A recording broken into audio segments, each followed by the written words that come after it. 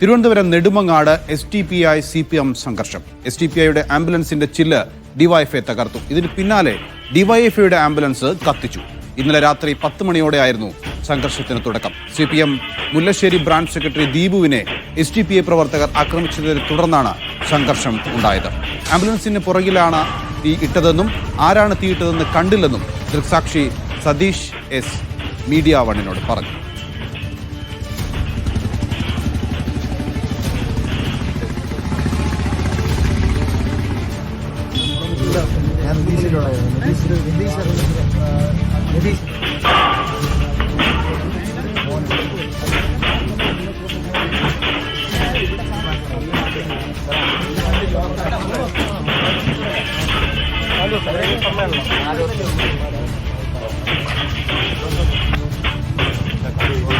നെടുമങ്ങാട്ട് DYFI SDPI സംഘർഷത്തിൽ കുറ്റക്കാർക്കെതിരെ കർശന നടപടിയെടുക്കുമെന്ന് മന്ത്രി GR അനിൽ മീഡിയ വണ്ണിനോട് പറഞ്ഞു. ആക്രമണങ്ങൾ ആവർത്തിക്കാതിരിക്കാനുള്ള നടപടി സ്വീകരിക്കുമെന്നും മന്ത്രി കൂട്ടിച്ചേർത്തു.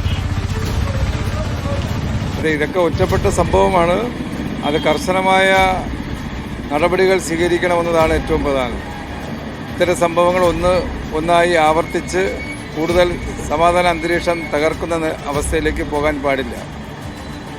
SDPI CPM പ്രവർത്തകർ തമ്മിലുള്ള സംഘടനമാണ് തുടങ്ങിയത്. ഇന്നലെ ഇതിലുണ്ടായ എന്താണ് കാരണമെന്ന് പോലീസിൻ്റെ അന്വേഷണത്തിൻ്റെ വിവരം അറിഞ്ഞതിന് ശേഷം മാത്രമേ കൃത്യമായി പറയാൻ കഴിയൂ. എന്തായാലും CCTV ക്യാമറ സംവിധാനങ്ങളെല്ലാം ഉണ്ട്. പ്രതികൾ ആരാണെന്നും ഇതിൻ്റെ ഉത്തരവാദികൾ ആരാണെന്നുമെല്ലാം നമുക്ക് അന്വേഷിക്കാൻ ഉള്ള സംവിധാനങ്ങളുണ്ട്. അതിലൂടെ പുറത്തു വരുമ്പോൾ നമുക്ക് അതിനെ സംബന്ധിച്ച് വ്യക്തമായിട്ട് മനസ്സിലാക്കാൻ പറ്റും. എന്തായാലും ഇത് കർശനമായി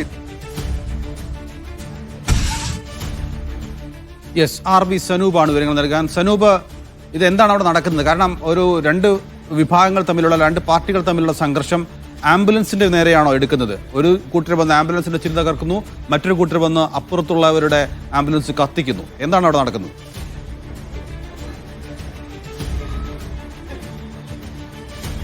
ദീപാവലി ആഘോഷം നടക്കേണ്ട നാടാണ്. പക്ഷേ SDPI DYFI സംഘർഷത്തിലേക്ക് നെടുമങ്ങാട് നാട് ഇന്നലെ സംഭവമുണ്ടായി. ഇതിൻ്റെ എല്ലാം തന്നെ തുടക്കം ഇന്നലെ രാത്രി 10 മണിക്ക് DYFIയുടെ മുല്ലശ്ശേരി സെക്രട്ടറിക്കെതിരെ, ബ്രാഞ്ച് സെക്രട്ടറിക്കെതിരെ ഒരു സംഘം ആക്രമണം നടത്തുകയായിരുന്നു. ആ ആക്രമണത്തിൽ ദീപു എന്ന ബ്രാഞ്ച് സെക്രട്ടറിക്ക് പരിക്കേൽക്കുകയും ചെയ്തു. ദീപുവിനെ പിന്നാലെ പേരൂർക്കട ആശുപത്രിയിലേക്ക് മാറ്റുകയും ചെയ്തിരുന്നു. ദീപുവിൻ്റെ ഭാര്യയുടെയും കുഞ്ഞിൻ്റെയും മുമ്പിൽ വെച്ചായിരുന്നു 5ഓളം വരുന്ന ഒരു സംഘം ഈ ആക്രമിച്ചത്. വടിവാൾ ഉപയോഗിച്ചുകൊണ്ടുള്ള ആക്രമണത്തിൽ പരിക്കേൽക്കുകയൊക്കെ ചെയ്തിരുന്നു. ഇതിനുശേഷമാണ് വലിയ രീതിയിലുള്ള സംഘർഷത്തിലേക്ക് കാര്യങ്ങൾ കൈവിട്ടു പോയത്. നേരത്തെ തന്നെ നെടുമങ്ങാട്, അഴീക്കോട്, മുല്ലശ്ശേരി ഭാഗത്തൊക്കെ SDPIയും CPM പ്രവർത്തകരും തമ്മിലുള്ള സംഘർഷം തുടർക്കഥയായിരുന്നു. അത് കുറച്ച് നാളത്തേക്ക് ഒരു സമാധാന അന്തരീക്ഷം ഉണ്ടായിരുന്നെങ്കിൽ ഇന്നലെ വീണ്ടും സംഘർഷത്തിലേക്ക് പോവുകയായിരുന്നു. ഈ DYFI പ്രവർത്തകനായിട്ടുള്ള ദീപുവിന് ആക്രമിച്ചതിന് ശേഷമാണ് ഈ ബാക്കി കാര്യങ്ങളൊക്കെ തന്നെ ഉണ്ടാവുന്നത്.